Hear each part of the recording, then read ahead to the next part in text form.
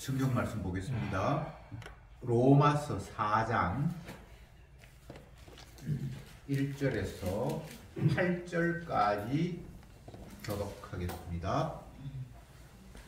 4장 1절에 그런즉 육신으로 우리 조상된 아브라함이 무엇을 얻었다 하리요? 만일 아브라함이 행위로서 얻었다 하심을 얻었으면 자랑할 것이 있으려 하나님 앞에서는 없느니라. 성경이 무엇을 말하느냐?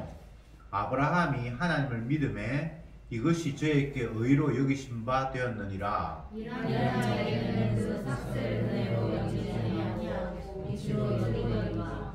이를 아니할지라도 경건치 아니하는 자를 의롭다 하시는 이를 믿는 자에게는 그의 믿음을 의로 여기시나니. 이런 것이 없이 하나님께 의로 여기시는 하나님에 대하여 바르게 말한 바 그 불법을 사하심을 받고 그 죄를 가리우심을 받는 자는 복이 있고 주께서 그 죄를 기념치 아니하시는 사람은 복이 있도다 함과 같으니라. 아멘. 지난주까지 3장을 보았는데 이제 4장으로 넘어왔습니다. 아브라함이라는 사람, 유대인의 조상을 바울이 언급을 하면서 그가 무엇을 했느냐, 그가 잘한 것이 있어서 하나님 앞에 의롭다는 소리를 들었느냐? 결코 아니다. 만약 그가 잘한 것이 있었다면 자랑할 것이 있을 텐데 결코 자랑할 것이 없다. 이렇게 오늘 말씀이 진행이 되었습니다. 유대인들은 아브라함을 굉장히 존경하지요. 그리고 아브라함이 대단한 사람이라고 생각을 합니다. 그런데 바울은 아브라함 자랑할 거 하나도 없어. 이렇게 굉장히 도발적인 내용을 이야기를 하고 있습니다. 왜 그렇습니까? 유대인들이 아브라함을 잘못 이해하고 있기 때문에 그것을 지금 공격하는 겁니다. 아브라함은 믿음의 조상인 것도 맞고 하나님 앞에 복 받은 사람도 맞고 그 복이 얼마나 엄청난가 하면 네가 너를 복을 비는 사람에게 복을 받고 너를 저주하는 사람은 저주를 받을 것이다 라고 할 만큼 아브라함은 대단한 인물로 성경에 기록이 되어 있습니다. 그런데 바울은 아브라함을 소개하면서 그는 아무것도 하나님 앞에 자랑할 것이 없다 이렇게 이야기를 합니다. 1절 2절 제가 다시 읽어볼게요. 그런즉 육신으로 우리 조상된 아브라함이 무엇을 얻었다 하리요? 만일 아브라함이 행위로서 의롭다 하심을 얻었으면 자랑할 것이 있었으려니와 하나님 앞에는 없느니라. 아브라함 잘한 거 아무것도 없어. 자랑할 거 하나도 없어. 이렇게 이야기를 하고 있습니다. 아브라함이 하나님 앞에 자랑할 게 하나도 없다 라고 이야기를 했으면 그 외의 인간들 하나님 앞에 나 이거 했어요, 이거 잘했어요 라고 자랑할 게 있습니까? 없습니까?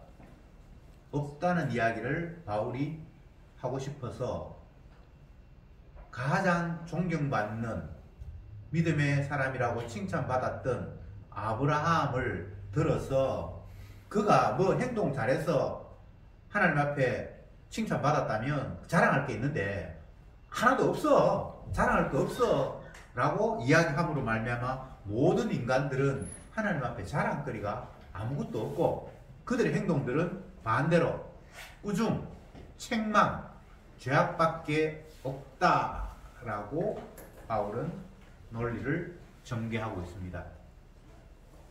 그런데 오늘날 교회 안에서 펼쳐지는 그 양상들은 사람들이 자랑할 게 너무너무 많아요. 기독교 방송 같은 걸 들어보면 뭐 어떤 사람이 권사인지 장로인지 뭐 목사인지 이런 사람이 나와서 내가 주님의 은혜로 이런 일을 했습니다. 그게 지금 자랑하고 있는 거거든요. 내가 기도했더니만 우리 아들이 뭐 어떻게 됐습니다. 그러면 그 된 것이 자기의 기도와 연관이 있잖아요. 그럼 기도 행격이 자랑거리가 되거든요. 그런데 믿음의 조상인 아브라함은 하나님 앞에 아무것도 자랑거리가 없다. 이렇게 바울이 이야기를 했습니다. 바울만, 뭡니까? 그 아브라함만 그런 것이 아니라 아브라함이 그러니까 나머지 인간들은 다 그 아래에 있으니까 누구도 하나님 앞에 우리의 행위를 자랑할 만한 사람은 없다. 이렇게 이야기를 하고 있습니다.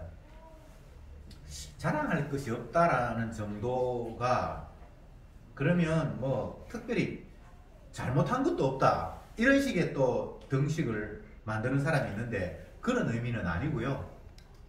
자랑할 것이 없다라는 말을 뒤집어 이야기하면 꾸중 듣고 책망 들을 일 말고는 없다. 이렇게 이해를 하면 오늘 본문을 정확하게 이해하는 겁니다. 우리가 창세기에서 아브라함의 행적들을 기록해 놓았기 때문에 볼 수 있는데 아브라함이 어떤 행동들을 했는가 보면 오늘 본문에서는 아브라함이 하나님을 믿었음에 그것을 의로 여겼다 이렇게 되어 있는데 아브라함이 불신하는 모습을 엄청나게 많이 기록해 놓았어요. 하나님께서 아브라함에게 너를 통해서 후손이 태어날 텐데 그 후손이 바다의 모래처럼 하늘의 별처럼 번성할 것이다. 그렇게 얘기를 했죠. 그 하나님의 말씀을 들은 때가 아브라함이 75세, 부인은 10살 어리니까 65세. 그때는 이미 생물학적으로 통상적으로 자녀를 낳을 나이가 아니었습니다. 그래서 성경에서는 사라가 이미 생리가 끊어졌다라고 성경에 못 박아놨습니다. 그러니까 안 되는 나이에 자손을 주시겠다라고 말씀하셨거든요.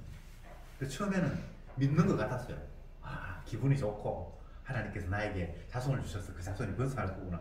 그런데 시간이 지났는데 아내가 배가 안 불러와요. 전혀 애 낳을 기미가 없어요.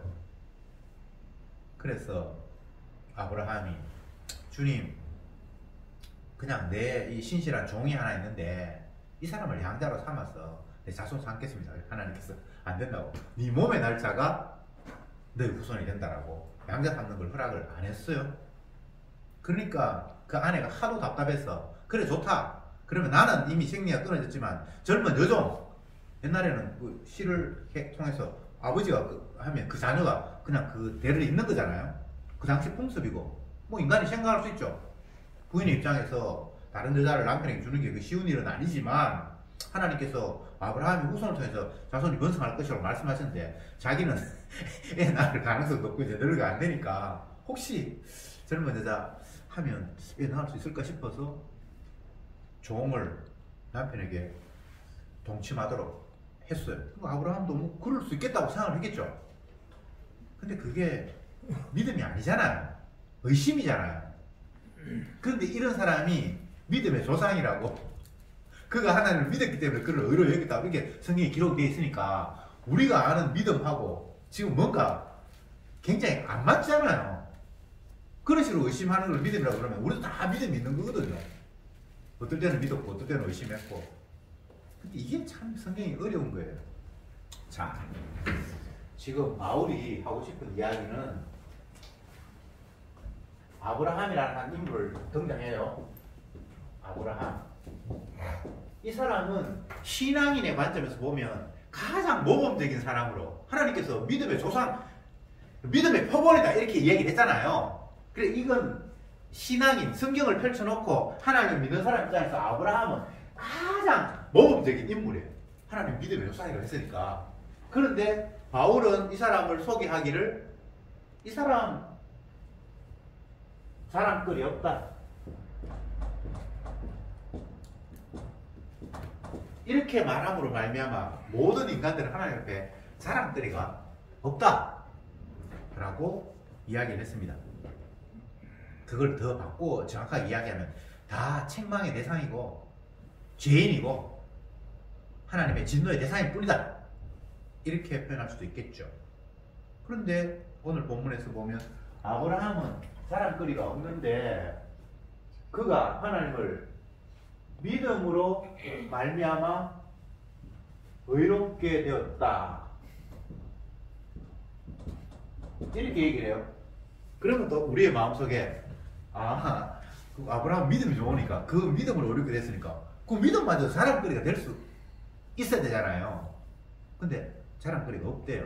그리고 우리가 아는 대로 창세기 가보면 아브라함이 믿는 것보다 안 믿는 거 못 믿어서 엉뚱한 일 하는 게 많이 나와요. 심지어는 이곳저곳 이사 다니다가 남의 나라니까 자기 아내를 죽일까 싶어서 아내를 거짓말로 내 누이라고 그렇게 해서 다른 왕이 막 취하려고 하고 나이가 들어도 뭐 미모가 변하지 않았던가 보죠. 그런 게 성경에 나오잖아요. 그런 것들은 뭐 믿음 없는 거거든요. 그런데 아브라함은 믿음의 조상이고 그가 하나님을 믿었기 때문에 그를 의롭다고 하나님이 칭하셨다라고 이야기를 하고 있는데 바울도 그런 이야기를 해요. 육신으로는 자랑할 것이 없지만 그가 믿었기 때문에 하나님이 그를 의로 여기셨다. 그러니까 여기서 믿음이라는 게 우리가 생각하는 믿음과 지금 다른 거예요. 물론 하나님께서 아브라함에게 또 다른 성도들에게 믿음을 선물로 주셔요. 그럼 이삭을 바치는 그런 모습이 있고 이삭을 정말 죽이려고 하잖아요. 그건 믿음이거든요. 그런데 어떨 때는 또 의심하고 엉뚱한 행동을 하고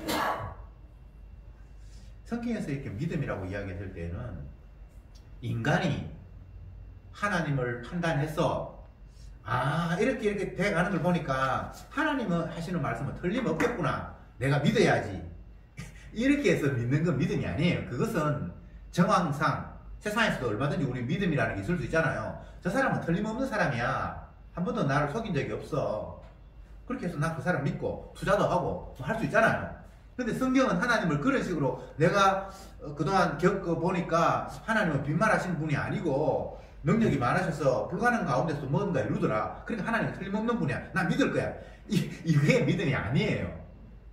우리는 자꾸 내가 의심하지 않고 주님께서 말씀하시니까 내가 믿어야지 이게 믿음이라고 생각하는데 그건 믿음이 아니에요. 믿음은 선물이라고 했죠. 선물. 그러니까 이것은 우리에게서 나올 수 없는 거고 그냥 그분이 일방적으로 심어준 거예요. 그것 때문에 하나님이 일방적으로 선물로 주셔서 그것을 주님이 의로 여기셨다는 거예요. 그게 의롭다는 거예요. 그러니까 주님이 자기 거 집어넣어 놓고 요거 깨끗하네 이런 식이지 어떤 사람의 자질이나 행동이나 그의 결단을 보면서 너 의롭구나 이렇게 말하는 분이 아니에요. 그러니까 자랑할 게 없죠. 주님이 자기 걸 줘놓고 그거 괜찮네 라고 하니까 이거는 자랑거리가 아니잖아요. 믿음은 그런 거예요. 자꾸 여러분들 믿음 있다 나는 뭐 신앙생활 오래 해서 복음 알아서 믿음 있다 그런 소리 하지 마세요. 그건 주님이 인정하시는 믿음이 아니고 아무것도 아닌데 주님이 자기 것을 주셔서 내게 있네 라고 이야기하는 거예요. 그걸 지금 믿음이라고 이야기하고 있는 거예요. 그래서 그걸 의롭다고 주님께서 말씀하시면서 이건 일방적으로 주님이 자기 것을 자기 백성에게 주셔놓고는 그 자기 것이 있었다는 이유 때문에 너 의롭네 라고 하시니까 니한테는 자랑할 건 아무것도 없다. 네가 뭐 칭찬 들을 만한 일이 있어서 의롭거나 성도가 되었거나 그런 건 아니야. 이렇게 바울이 논리를 전개하고 있습니다. 그래서 성도는 주님 앞에서 자랑거리 내놓는 자가 아니에요. 아무것도 자랑할 게 없어야 돼요. 그런데 주님께서 기뻐하시는 것은 주님이 자기 선물을 자기 백성에게 주셨어요. 그걸 주님이 기뻐 받으시면서 의롭다라고 말씀하시는 거예요. 그게 믿음이에요. 사람들은 믿음을 계속해서 오해를 하죠. 나는 의심하지 않아. 나는 결코 주님 말씀을 헛된 것으로 인정하지 않아. 틀림없는 거야. 나는 믿어. 그건 주님이 의로 인정하시는 믿음 아닙니다. 예. 그건 환경이 바뀌고 상황이 바뀌면 다 의심으로 변하고 말아요. 구약에 나타난 이스라엘 백성들의 모습을 보세요. 그들이 주님의 은혜로 홍해를 건너고 요단강을 건너고 40년 동안 하늘에서 주신 만나를 먹고 그렇게 해서 진짜 하나님이 살아계신다고 생각을 했잖아요. 그 하나님 믿고 찬양하고 했잖아요. 근데 그거는 믿음이 아니에요. 나중에 되면 그들이 어떡합니까? 계속 주님을 배반하고 우상을 섬기고 그게 뭐 세월이 지나서 그런 게 아니에요. 초반부터 맨 처음 이스라엘 백성들이 우상을 섬기는 모습은 모세가 시내산에 올라가서 하나님 앞에 40일 동안 머물러서 못 내려와서 안 내려오니까 그 두 번째 대표자인 아론이 백성들하고 마음을 합쳐서 금송아지 만들어 놓고 이 금송아지가 우리를 애국에서 인도하시리라 하면서 그 앞에 서라고 했잖아요. 그게 세월이 오래 지난 게 아니거든요. 근데 인간의 믿음이라는 게 그게 믿음이 아니라는 거예요.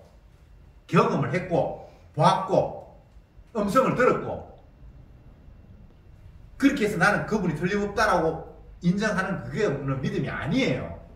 아시겠습니까?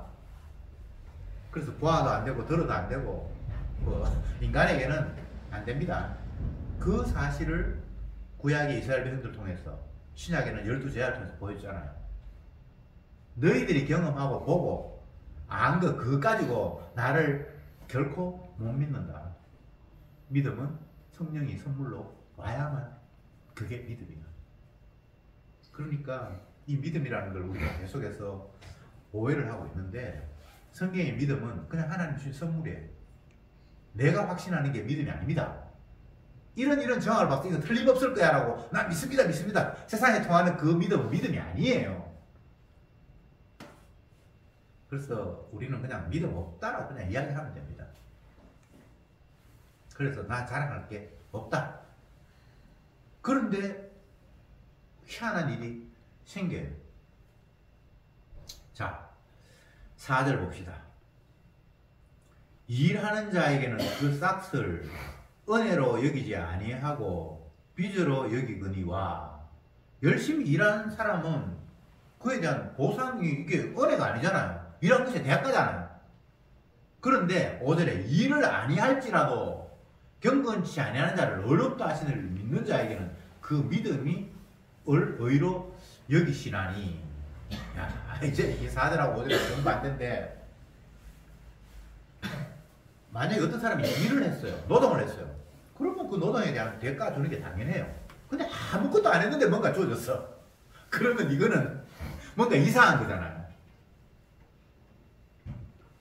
의가, 거룩이 이런 식으로 자기 백성에게 주어진다는 거예요.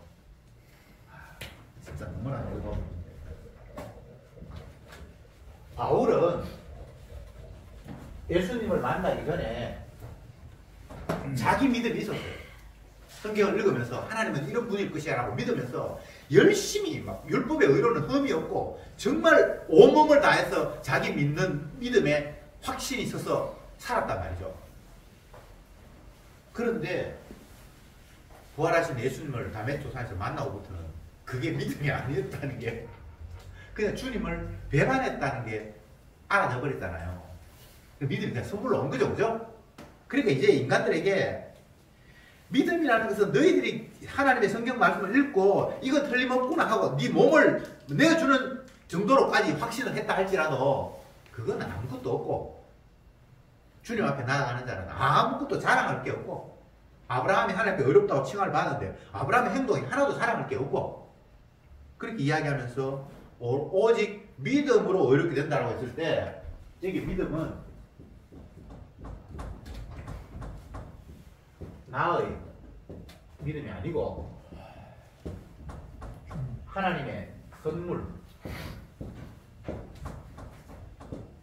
이게 믿음이에요. 하나님의 선물을 우리가 뭐 어떻게 해서 받는 건 아니에요. 기도했더니 하나님께서 응답하셨다. 그거는 공짜로 선물은 아니잖아요. 기도에 노동이 됐잖아요. 그건 하나님 준 게 아니에요. 그 선물도 아니에요. 그러니까 자랑거리가 없어야 되는데 자꾸만 사람들이 자랑거리를 만들려고 해요. 신앙인들이 내가 이렇게 열심히 헌신하고 봉사하고 충성했더니만 우리 자녀들이 다 잘 풀렸다 봐라. 그러면 그게 자랑거리가 되고 하나님의 선물이 아니에요. 일해서 얻은 결과잖아요. 일한 사람들이 싹을 받는 거는 당연하다. 근데 일을 안 했는데 뭔가 왔다 그러면 그게 진짜 은혜가 된다. 그렇게 또 이야기하면 못된 사람이, 그러면 뭐 우리 신앙생활 하지 말고 제 멋대로 교회도 가지 말고 살자, 그렇게 또 나오는 그 악한 존재들이 있는데, 내가 행위로 말미암아 은혜를 받는 것이 아니고 하나님이 선물로 받는다라고 얘기했을 때는 내 행위와 상관이 없다는 이야기지, 하지 말라는 이야기를 하는 게 아니에요. 그리고 인간은 안 할 수가 없어요. 하지 않는 게 행위예요. 가지 않음이 행함이라고. 예배 참석하지 않음이 그것도 또 다른 행함이에요. 예배 참석함도 행함이 되고. 그런데 중요한 것은 하나님의 은혜, 선물은 내 행위와는 아무런 상관이 없고, 일방적으로 주님이 자기 영광을 드러내기 위해서 자기가 기뻐하는 사람에게 자기가 그냥 선물을 주시는 거예요. 그래서 자기가 준 것이 그 안에 있기 때문에 주님이 거룩하다, 의롭다 라고 한다는 겁니다. 그러니까 이 말은 진짜 은혜가 아니면 도저히 받아들일 수 없는 그런 획기적인 이야기예요. 지금 이 로마서를 읽고 있는 많은 사람들 가운데 유대인들도 있을 것이고 이방인도 있을 것이지만, 성경을 아는 유대인들의 입장에서는 이 바울의 말이 너무나 생소한 거예요. 왜냐하면 율법을 하나님 주셨고 이걸 열심히 지키면 너희들이 복 받는다고 그렇게 알고 있는데, 네 행위하고 은혜는 아무 상관이 없어. 아브라함이 의롭다고 칭함 받은 거, 그 사람이 행동 잘해서 받은 거 아니야. 그럼 유대인들에게는 완전히 이게 멘붕이 와요. 이 이야기가 전체 자기들이 알고 있는 모든 것들을 다 무너뜨리는, 깡그리 다 흔들어 버리는 이야기가 지금 여기에 펼쳐지고 있습니다. 오늘날 많은 기독교인이라고 하는 사람들이, 예수 믿는다고 하는 사람들이 이 말씀 앞에 정말 충격을 받을 거예요. 근데 이 사람들 이런 식으로 성경을 보지 않죠. 그냥 쭉 넘어가 버려요. 열심히 하면 주님 복 주신다. 봐라, 그 집사 새벽 기도로 뭐 얼마나 하고. 제가 아는 목사님 부친이 이제 돌아가신 지 한 1년 됐는데 40년 동안 새벽 기도를 하루도 안 가했다는 거예요. 그러면서 자기가 기도했더니만 큰아들은 목사가 됐고 또 둘째 아들은 뭐 어떻게 됐고 잘 됐다는 거예요. 지금도, 아니 이제 죽었으니까 그 당시에도 계속 그걸 자랑하면서 교회 안에서 했는데, 나중에 치매가 돌아가시기 전에 걸렸는데, 치매에 걸린 상태 속에서도 새벽 기도라는 그 의식이 자기에게는 있어서 오후 3시에도 새벽 기도 한다. 파자마 입다 밖에 나가고 그래서 하다가 이제 돌아가셨거든요. 그분은 자기가 40년 동안 새벽 기도 한 번도 안 빠졌다는 게 자기의 자랑이고 의예요. 그러니까 주님이 주신 선물이 아니죠. 나는 주님 앞에 복 받으려고 이렇게 안간힘을 썼고, 주님 앞에 성도로서 성도다운 모습을 보이려고 나는 정말 모든 것들을 절제하면서 이러한 식으로 살았노라. 그래서 나는 이렇게 복을 받았노라. 이건 자랑거리지 하나님의 선물이 아니에요. 성령이 오지 않는 한 인간은 자기 행위를, 자기의 수고와 땀을 하나님 앞에 의미 없는 것으로 돌릴 수가 절대 없습니다.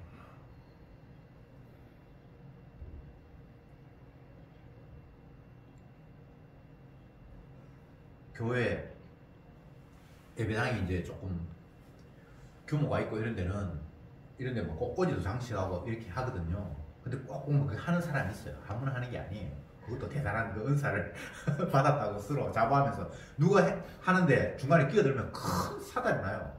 감히 내 하는 일을 네가 끼어들었다고. 그 사람은 자기가 꽃장식을 다 해놓고 예배 시간에 날마다 그것만 쳐다보는 거예요. 저거 조금만 더 방향을 이렇게 틀어서 했으면 나았을 텐데, 그리고 저기는 빨간 꽃 대신 노란 꽃을 꼽았으면 더 어울렸을 텐데, 이게 여러분 이상한 게 아니에요. 지극히 당연한 거예요. 내가 해놨기 때문에 그게 자꾸 내 눈에 들어오고 다른 사람 저것도 통해서 기뻐 받을 거라는 그런 생각을 안 할 수가 없어요. 인간은. 그런데 하나님 앞에 우리는 아무것도 자랑할 게 없다. 아브라함이 자랑할 게 없었는데 그 아브라함 수준도 못 미치는 우리들이 자랑할 게 있겠어요? 그런데 너무나 놀라운 것이 아무것도 자랑할 게 없다 정도가 아니라 인간은 지 욕망 때문에 죄밖에 안 짓는 그런 자에게 주님이 일방적으로 찾아오셨어요. 아무 한 것도 없는데 죄만 지었는데 어렵다라는 그런 판정이 내려졌어요. 이것도 또한 쇼킹한 일입니다. 이게 복음인데 지성이 뛰어난 헬라인들은 그 복음이 어리석게 들려요. 어리석죠? 아무 한 것도 없는데 어렵다고 어떤 누가 평가받았다면 그게 얼마나 불공정하며 어리석은 겁니까? 열심히 했는데 잘했다라고 칭찬하면 그거는 합당하죠. 근데 아무 칭찬할 거리가 없는데 너 훌륭하다, 어렵다라고 이렇게 칭찬받는 사람이 있다라는 거예요. 이게 하나님이 하시는 일이에요. 그래서 이 일을 사람들은 도저히 이해하지를 못하는데 주님의 선물을 받은 사람은 무슨 말인지 지금 서로가 소통이 되는 거예요. 받은 사람들끼리. 그래서 사도 바울이 자기가 한 이야기만 이야기하는 것이 아니라 옛날 다윗도 그 사실을 고백했다라고 하면서 그 불법의 사함을 받고 그 죄의 가려움을 받은 자가 복이 있고 주께서 그 죄를 인정하지 않을 사람이 복이 있다 했다 이렇게 이야기하는 거예요. 다윗, 아브라함 이건 유대인들에게는 정말 대표적인 인물들이고 자랑의 인물들인데 자 지금 바울이 아브라함을 이야기하고 그 다음에 다윗을 거론했어요. 근데 아브라함을 이렇게 칭찬받는 아브라함을 이야기하면서 자랑거리 없다 이렇게 얘기했죠. 그러면서 이 사실을 다윗도 인정했다는 거예요. 내가 지금 내 말만 아니고 이 사람들 다 주님의 선물을 받은 사람들이거든요. 그러면서 다윗이 뭡니까? 그 죄가 가려지고 허물이 용서받은 자가 복이 있다. 분명히 죄가 있는데 덮어져 버렸어. 허물이 있는데 그걸 그냥 주님 씻었어. 이런 사람이 복이 있다는 거예요. 이게 믿음이. 이렇게 된 게 믿음이. 내가 믿습니다가 아니라 주님이 죄인인데 자기 피로 덮어서 의롭다고 된 이런 상태. 그러니까 이건 그냥 은혜라고 이야기할 수밖에 없고 주님의 공로라고 이야기할 수밖에 없지 내 자랑할 거리가 아예 없도록 하시는 주님의 놀라운 솜씨. 이게 주님이 하시는 일이고 이렇게 당하는 자가 거룩한 자, 성도, 주님으로부터 의롭다고 인정받는 자다라고 바울이 이야기하고 있습니다. 신앙생활을 한다는 것은 인간에게는 불가능한 일이에요. 그냥 주님께서 끌고 가시는 거예요. 자기 영광을 위해서. 내가 야곱은 사랑하였고 에서는 미워하였다. 그렇게 말씀하셨으면 그 야곱에게 주님의 사랑을 계속해서 퍼붓는 거예요. 12제자가 있는데 가룟 유다를 빼고 가룟 유다는 원래 아니었어요. 용서의 대상이 아니었어요. 사랑의 대상이 아니었어요. 주님이 그걸 보여주기 위해서 12명 가운데 그 한 사람을 두고 나머지 11사람에게는 계속 용서가 퍼부어지는 거예요.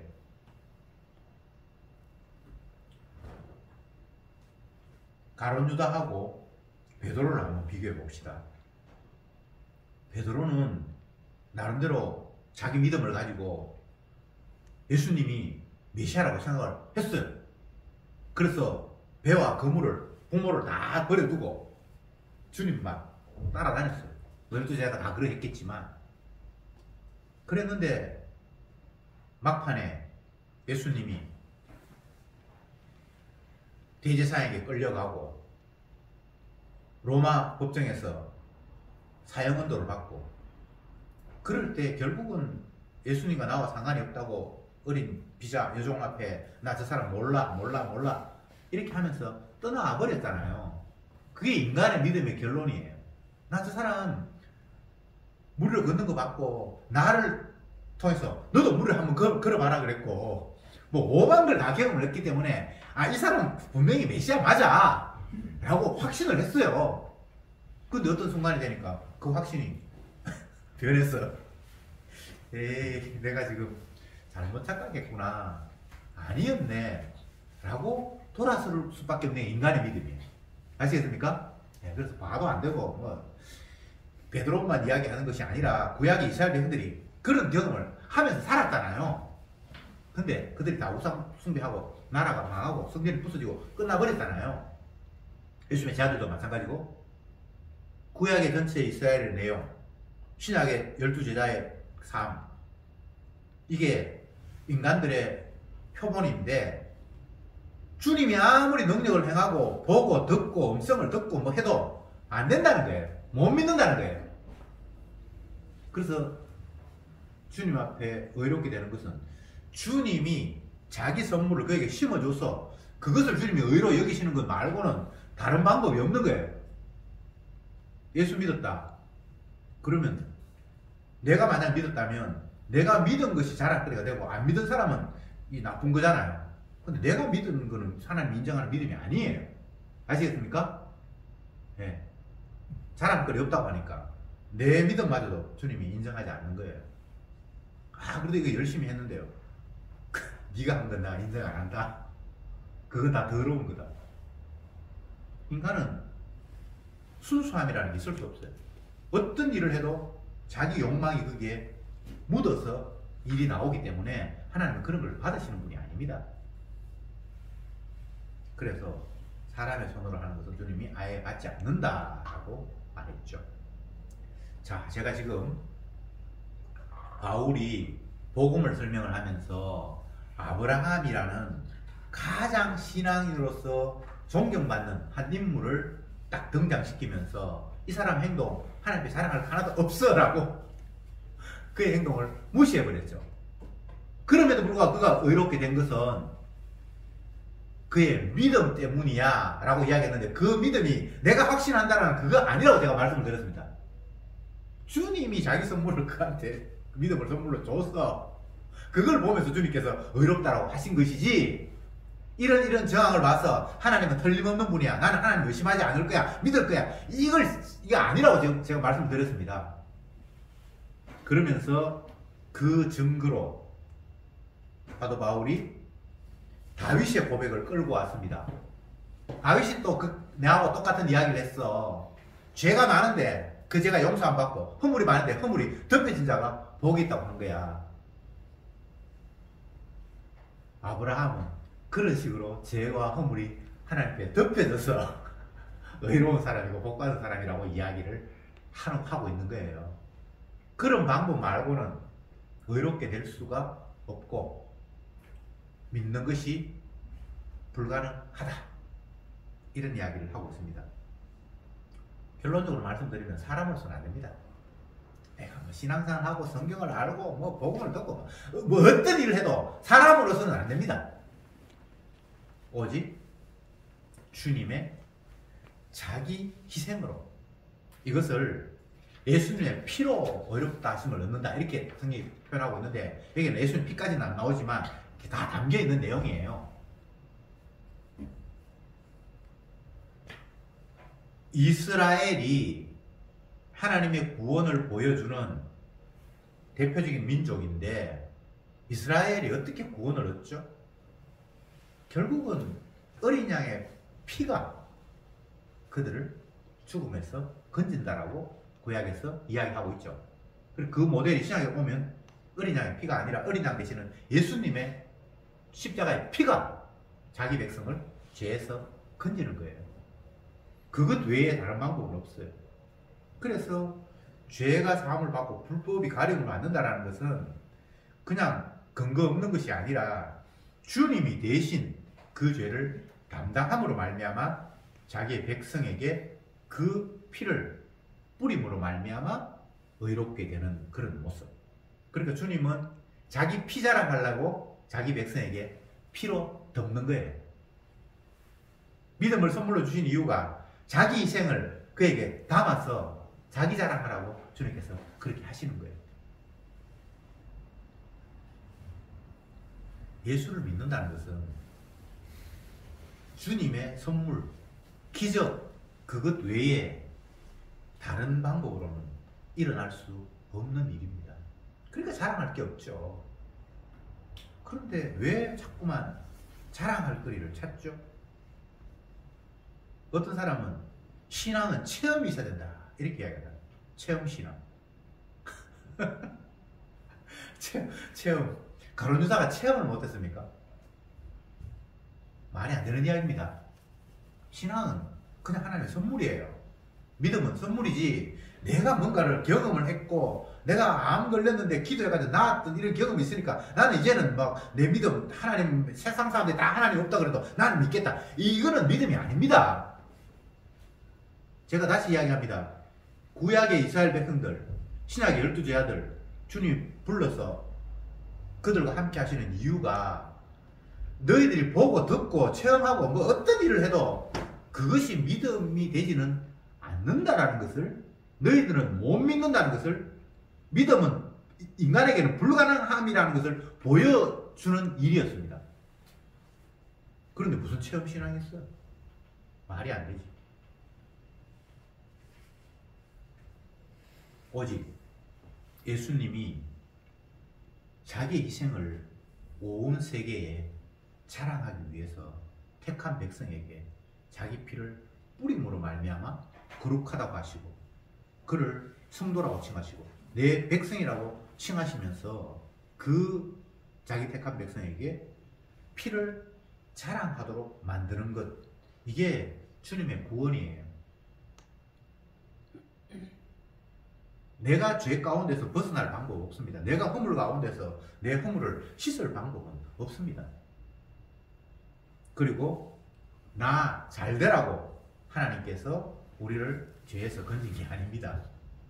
예수님의 자기 공로를 선전하라고 우리에게 피를 뿌린 겁니다. 베드로는 베드로전서에서 성도를 피 뿌림을 위해서 하나님이 택했다 이렇게 이야기했어요. 주님이 자기 피 뿌리려고 뽑은 자라고 그렇게 얘기를 했어요. 이건 인간의 관점과 전혀 다르죠, 그죠? 사람은 자기 관점에서 구원, 천국 생각을 하는데 그건 다 엉터리예요. 주님의 자기 피를 자랑하기 위해서 성도가 생겼고 주님의 자기 피 때문에 천국이 발생하고 만들어진 거예요. 이건 아무리 설명을 해도 설명으로 받아들여지는 것이 아니라 주님의 믿음이 와야만 너무나 당연한 이야기지. 내가 믿는 거 그건 다 헛된 거야. 내가 자랑하는 거 그건 하나님 앞에는 다 죄악 덩어리야. 그래서 주님의 일에 끌려다니면서도 남들은 신앙 좋다라고 하고 자기를 희생하면서 온전히 주님 앞에 복종한다고 남들은 이야기하는데 정작 끌려가는 본인은 아니요 라고 밖에 말할 수 없어요. 그게 세례요한의 모습이고 성도들의 모습이잖아요. 사도 바울이 나의 나된 것은 주님의 은혜다라고 얘기했을 때 거기에는 내가 뭐 잘 되려고 이렇게 끌려간 것도 아니고 내가 뭐 복 받으려고 한 것도 아니고 그냥 주님이 나를 끌고 가셔서 내가 그냥 끌려갔을 뿐이라는 거예요. 거기에는 단 하나도 내 그거 참 잘했지라고 자랑거리가 있을 수 없다는 것이 깔려 있는 거예요. 아브라함이 뭐 자랑거리가 없는데 바울 나는 자랑거리 있다 이렇게 나왔겠습니까?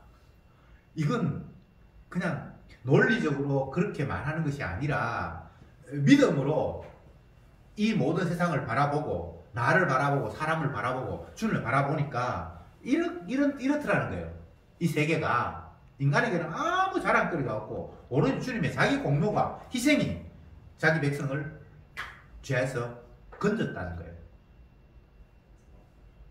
그래서 더 이상 너희들이 힘쓰고 애써서 신앙생활하고 예수 믿고 하는 그따위 짓 하지 마라. 주님은 자기 영광을 위해서 홀로 일하시는 분이고 성도는 주님의 피를 받아서 나도 모르게 그냥 피를 증거하는 일, 그것이 성도가 주님 앞에 행하는 일이다. 그게 그냥 끝이에요. 뭐 그러면 천국 간다, 그런 복 받는다, 그런 이야기를 하는 게 아니에요. 주님이 자기 영광을 위해서, 자기 택한 백성에게 자기 피를 뿌려서 그를 어렵다고 자랑하시는 분이 여호와 하나님이다. 기도합시다. 주님, 저들은 무엇이 되었건 하나님의 말씀이건 주님의 희생이건 그것을 나와 연결시켜서 내게 유익되는 쪽으로 모든 것들을 받아들이려고 하는 이런 습성을 버릴 수가 없습니다. 주님이 십자가에 피 흘려 돌아가셨다고 하니까 그러면 내 죄 씻기 위해서 돌아가셨네 라고 받아들이고, 하나님께서 성천하시면서 너희 그할 처소를 마련하겠다고 말씀하시니까 내가 갈 천국 주님 마련하시겠네, 이렇게만 받아들일 수밖에 없는 죄인들입니다. 이 세상은 나를 위한 세상이 아니요 죄인을 위한 세상은 없고 오직 하나님의 아들 예수 그리스도의 주 되심이 만방에 전파되고 그분의 십자가의 사랑이 찬양되고 높여지기 위한 세상 외에 다른 세상이 없음을 말씀을 통해서 날마다 깨닫게 하시고 그 주님만 바라보며 찬송할 수 있는 저들이 되게 하옵소서. 예수님의 이름으로 기도드립니다.